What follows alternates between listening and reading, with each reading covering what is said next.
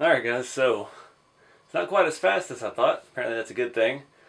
We found the maximum impact force for these 3D printed spoke wheels. I did that right at the end. I was just getting ready to pick it up and slid a little too far, snapped the wheel off. The joys of 3D printing.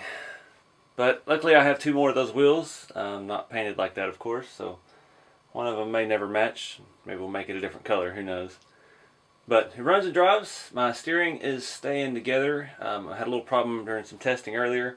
The post that original steering bell crank is mounted on, it's in the original location, but it's raised up just a little bit. So it kept working its way loose. We either Loctite it or find a little bit longer screw.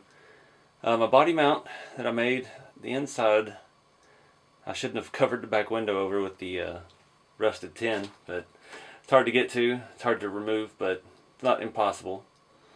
The front bumper, the bug-eyed Baja Bug front end, it keeps coming off. It's kind of in a bind. It fits down between the steering tie rods and the front suspension.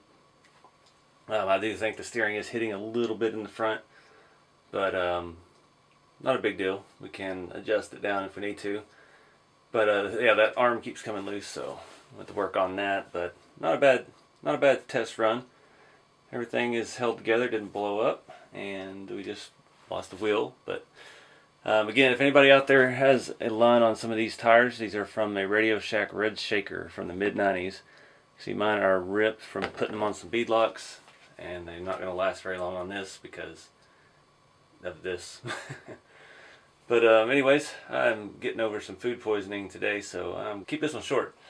And wrap this video up here. Appreciate y'all watching, and keep a scale. See y'all next time.